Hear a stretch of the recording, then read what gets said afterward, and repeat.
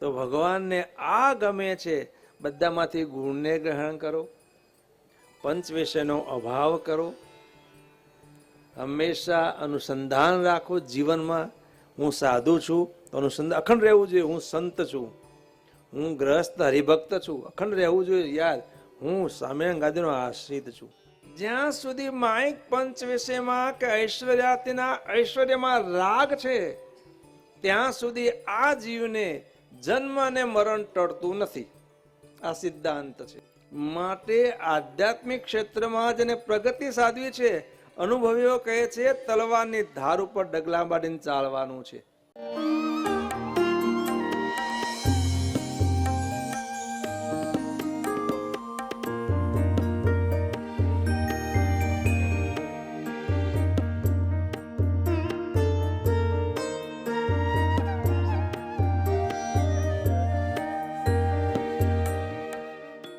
આ પાંચ વાતનું નિરંતર અનુસંધાન રહે છે. ભગવાન પોતાની મિશે કરીને આપણે શું કરવાનું છે એ કહે છે. તેમાં એક તો એ કે આપણે આ દેહને મૂકીને જરૂર મરી જવું છે. તેનો વિલંબ નથી જણાતો. એ તો નિશ્ચિત જણાય છે કે આ ઘડીએ આ ક્ષણે મરવાનું છે. બંધુ, આપણો આ દેહ કેવો છે? સાંઈ બાપા વારંવાર કહેતા, આ ઝાડ હોય ને એના મૂળ નાશ પામે ને ધીરે ધીરે હુકાવા લાગે. ખબર હવે આનો નાશ થાય. પણ આપણે તો હરતું ફરતું આ ઢોકળું છે મૂળ વગરનું. કેવું છે?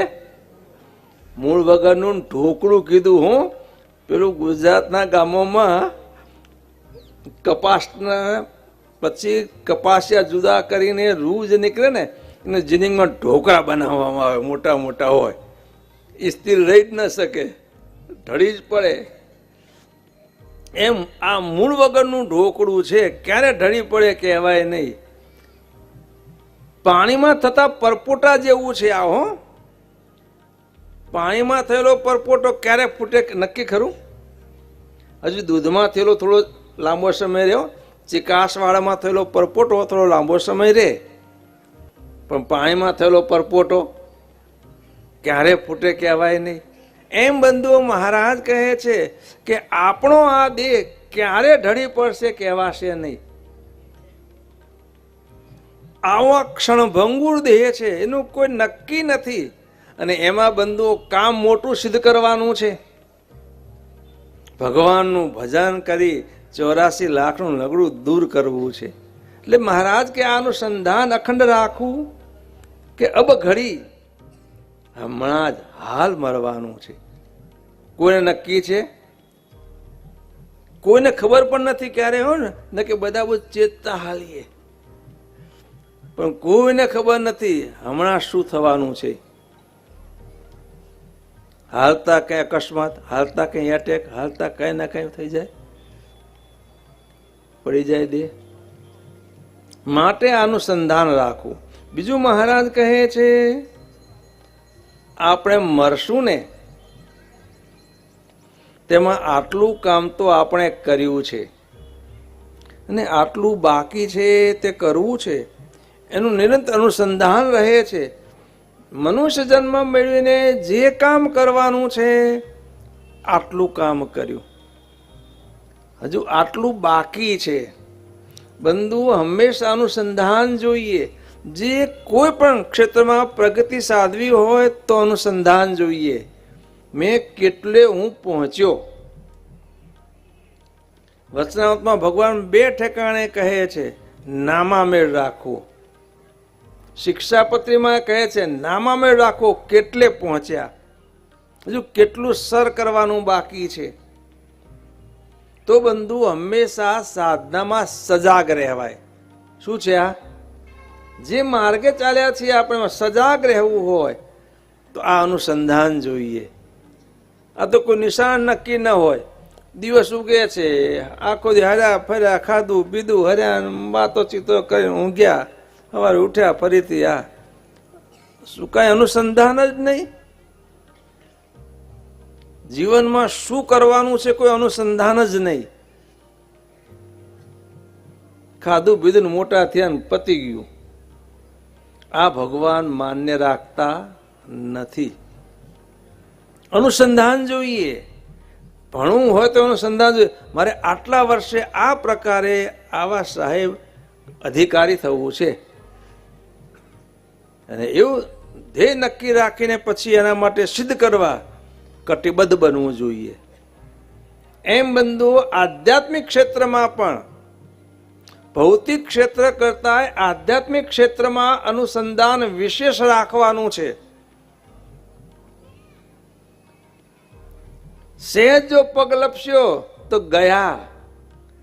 આધ્યાત્મિક ક્ષેત્રમાં એવું લપસણી છે બંધુઓ, સહેજ જો પગ લપસ્યો તો સીધા જ નરકમાં કુંડમાં પહોંચી ગયા. માટે આધ્યાત્મિક ક્ષેત્રમાં જેને પ્રગતિ સાધવી છે, અનુભવીઓ કહે છે તલવારની ધાર ઉપર ડગલા માંડીને ચાલવાનું છે. માટે મહારાજ કહે છે આટલું કર્યું છે, હજુ આટલું કરવાનું બાકી છે. અખંડ અનુસંધાન રહે છે. પછી મહારાજ કહે છે ત્રીજું એ રહે છે કે અમારા મનમાં પંચ વિષયની વાસના ટળી ગઈ છે કે નથી ટળી. અને એમ જાણું છું જે ટળી તો ગઈ છે, જો ટળી ગઈ હોય તો તે વિષયની ક્રિયાઓ કેમ થાય છે? માટે નથી ટળી, માટે ટાળવાની છે. શું બંધુઓ? પંચ વિષયમાં જે આસક્તિ છે એના કારણે વારંવાર આપણે જન્મ ને મરણમાં આવવું પડ્યું છે. એ જે માઇક પંચ વિષયમાં આસક્તિ છે એને મહારાજ કે આ સમયે ટાળશો, સો જન્મે કહીને ટાળશો, ટાળ્યા વગર છૂટકો નથી. બાપાશ્રીના શબ્દોમાં કહીએ તો એ જે પછાડી છે તોડ્યા વગર છૂટકો નથી. જ્યાં સુધી માઇક પંચ વિષયમાં કે ઐશ્વર્યમાં રાગ છે ત્યાં સુધી આ જીવને જન્મ અને મરણ ટળતું નથી. આ સિદ્ધાંત છે. જ્યાં સુધી એ રાગ છે, આસક્તિ છે, ત્યાં સુધી આ ચક્કરમાં દુઃખ ભોગવ્યા જ કરો, ભોગવ્યા જ કરો. માટે મહારાજ કહે છે કે અખંડ અનુસંધાન રાખવું કે રખે મારે. ભલે ઉપર ઉપરથી લાગે છે બોરડીને ઘોડે ખેડૂત કાપી નાખી ખેતર બોરડી નાશ પામી ગયો લાગે, પણ જ્યાં થોડા દિવસ થાય ફૂટીને બહાર આવે. એમ બંધુઓ થોડુંક સત્સંગના યોગમાં રહીએ, આ મંગલ વાતાવરણમાં રહીએ, થોડુંક કરવા માંડીએ ભગવાનના માર્ગની ભગવાનની ક્રિયા. લાગે કે હો આપણે ઘણા સારા સાધુ બની ગયા, કે આપણે સારા હરિભગત બની ગયા, હે આપણે એકદમ બધું શાંત થઈ ગયું. ના ભાઈ, મનના વિશ્વાસમાં ક્યારેય નહીં આવવું. ઉનાળામાં પૃથ્વી આખી હુકી ભાંઠ દેખાય. કેવી દેખાય?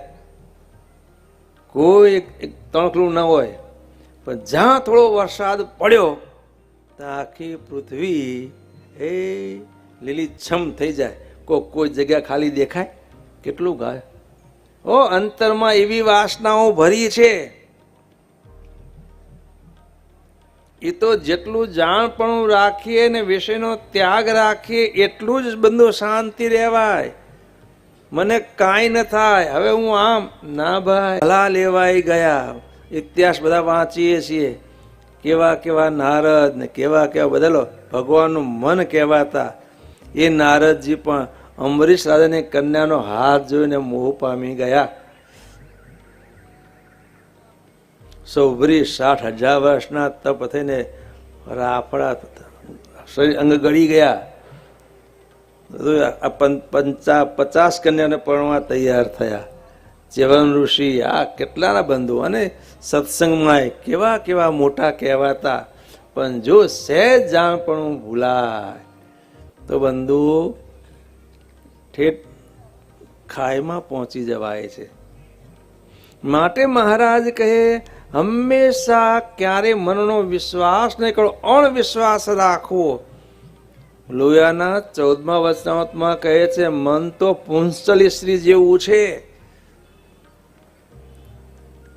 સ્ત્રીઓના પ્રકાર કહેલા છે, એમાં એક પુંસલી નામનો પ્રકાર છે. પોતાના ધણીને વિશ્વાસમાં રાખીને આડા માર્ગે ચાલનારી. એનો ધણી મારી પત્ની તો મારા અંડરમાં છે, પણ કઈ આડા માર્ગે ચાલતી હોય ઉપર તેને વિશ્વાસમાં રાખે. મન એવું છે આપણું, દરેક મુમુક્ષુનું મન આ પુંચલી સ્ત્રી જેવું છે. આપણને વિશ્વાસમાં લઈ લે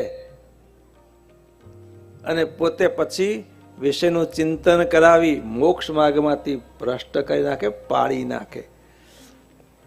માટે મહારાજ કહે છે કે રખે પંચ વિષયમાં આસક્તિ ટળી ન હોય, ક્રિયા થાય છે એટલે આસક્તિ છે જ બંધુઓ. તે પ્રકારની ક્રિયાઓ થાય છે એટલે આસક્તિ હોય તો જ થાય.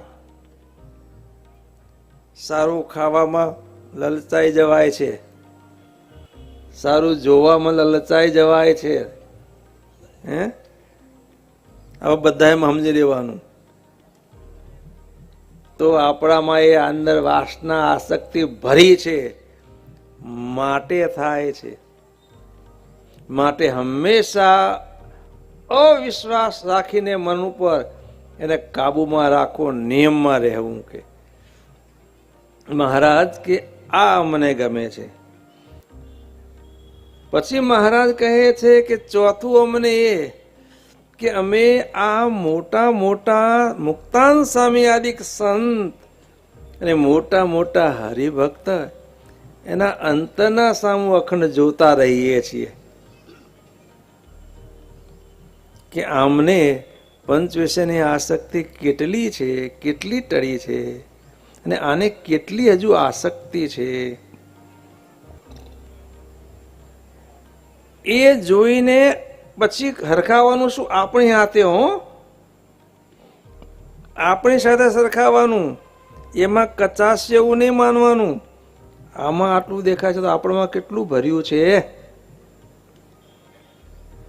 આટલા જો ભગવાન પરાયણ છે તો આપણે હજુ કેટલા ભગવાન પરાયણ થવાનું છે.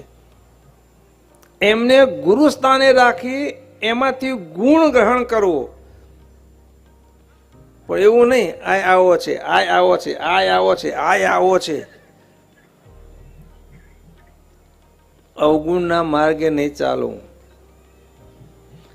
સાંઈ બાપા કહે છે કે ઉકરડા જેવો હોય, આખા ગામનો કચરો અંદર નખાય, કચરાનું સ્થાન ઉકરડો હોય, એવો ઉકરડા જેવો હોય પણ એમાં કાંઈ ગુણ રહેલો હોય. કે આખી સૃષ્ટિ પરમેશ્વરનું સર્જન છે. એટલે પરમેશ્વરના સર્જનમાં ભલે આપણને એ વ્યક્તિ કદાચ દોષિત દેખાતો હોય પણ ના, પરમેશ્વરના સર્જનમાં દરેક ઉપયોગી છે અને દરેકમાં કંઈક છુપાયેલું છે. અયોગ્ય પુરુષો નાસ્તિ યોજક તત દુર્લભ, અમારા સંસ્કૃતમાં કહેવામાં આવે છે. આ સંસારમાં કોઈ પુરુષ અયોગ્ય નથી. આ સંસારમાં કોઈ વૃક્ષ નકામું નથી. દરેક વૃક્ષનું મૂળિયું ઔષધિમાં ઉપયોગી છે. બારખડીનો એક પણ અક્ષર અનુપયોગી નથી. દરેક અક્ષર પરમેશ્વરના મંત્રમાં કામ આવનારો છે. એમ સંસારનો કોઈ પુરુષ અયોગ્ય નથી. દરેકમાં કંઈક છુપાયેલો છે ગુણ. એમાં યોજકની દુર્લભતા છે. એની પાસેથી કેમ કામ સિદ્ધ લેવું એ યોજક ઉપર આધાર છે. માટે બંધુઓ દરેક પરમેશ્વરનું સર્જન છે અને પરમેશ્વરની કૃતિમાં દોષ ન હોય. પરમેશ્વરે આખું સર્જન કર્યું છે જીવોના કલ્યાણને માટે કર્યું છે. વેદ સ્તુતિ એટલે બધું ઉપયોગી છે. માટે દરેકમાંથી ગુણ લેવો. પાંચમું મહારાજ કહે છે, અને પાંચમું તો મહારાજ કે મારા જીવને જો હું ઉદાસી કરવા લાગુ ને તો ક્યારે આ લોકમાંથી ચાલ્યું જવાય કહેવાય નહીં હો. જોજો ભગવાનના જીવનમાં ભગવાન ઘણી વખત ઉદાસ થઈ ગયા છે. મહારાજ કે આખો આ સત્સંગ મૂકીને ચાલ્યું જવું છે, લો અમારે નથી રહેવું. મુક્તાન સામે વડોદરામાં વિજય કર્યો, હરિયાનંદ નિર્વિકૃપાનંદને વાત જાણી એમાં શું જહલો કર્યો એને કે મહારાજે સાકર વેચાઈ. મહારાજ એક સંપ્રદાયનું નાક રાખ્યું આપણા. મહારાજ પ્રસન્ન થયા, હજુ સમાચાર સામે સાકર વેચાઈ. ત્યાં હરિયાનંદ ને નિર્વિકૃપાનંદ કે એમાં શું જહલો કર્યો, અમને મૂક્યા તો અમે કરી આવે કે આ મહારાજ સાંભળી ગયા. આટલું મહારાજને સાંભળી ગયા, અતિ ઉદાસ થઈ ગયા. મહારાજ કે આટલો પ્રયત્ન આ બધાને માટે કરીએ તો આ ફળ કે અમારે સત્સંગમાં રહેવું જ નથી. એટલા બધા ઉદાસ થઈ ગયા, એટલા બધા ઉદાસ થઈ ગયા, ન પૂછો ને વાત. જેને સંભાળો સત્સંગ સંભાળો, જેને કરવું એ કરો. અમે આ ચાલ્યા, બહુ આજીજી કરી તો કે ના અમે તો આજ કે આખો સત્સંગ ભેગો કરો. પેલા કે ગઢપુરના બધા ભક્તો ભાઈઓ કે મહારાજ આખો સત્સંગ અમારે એકલાથી ના, બધાને રજા લેવી પડે તમારે, તો આખો સત્સંગ ભેગો કરો કે હાલો. અને ઠેઠ ગઢપુરથી ભગવાન ગુજરાતમાં આવ્યા અને અહીં આવી આખા સત્સંગને તેડાવ્યો. અને ભગવાન અરે આવું જ નથી કે અમારે. બહુ આજીજી મોટા મોટા સંતોએ મુક્તાનંદ સ્વામી વગેરે કરી. ત્યારે ભગવાન કે થાવ સદગુરુઓ તૈયાર કે 12 સદગુરુઓ સ્થાપ્યા મોભાના અને બધાને કાર્યભાર સોંપ્યો. મહારાજ કે કોઈને કે નિષ્કામાદી કરતા ભંગ થાય એવું દુઃખ થાય કે મૂકીને ચાલ્યા જઈએ. મધ્યનું 33મું ઘણી ઘણી ભગવાન આ બતાવ્યું છે. પણ વિચાર આવે કે જો અમે મૂકીને ચાલ્યા જઈશું તો અમારા યોગે આખો આ સંપ્રદાય કેટલા શાંતિથી ભગવાન ભજે છે અને બધા જ કેવા ગંગાના પ્રવાહની પેઠે એમનું જીવન વ્યતીત કરે છે. આ બધા રખે અમારા યોગે ભગવાન ભજે છે. આ બધાનું શું થાય કે માટે મહારાજ કે આ ચિંતા રાખી પેલો જે વિચાર એ અમે જતો કરીએ છીએ. નહીં તો મહારાજને બધું વારંવાર જ્યાંથી સત્સંગમાં ભગવાન આવ્યા ને પેલા તો નિષ્પૃહ હતા, દેખાડ્યો છે ભાવ.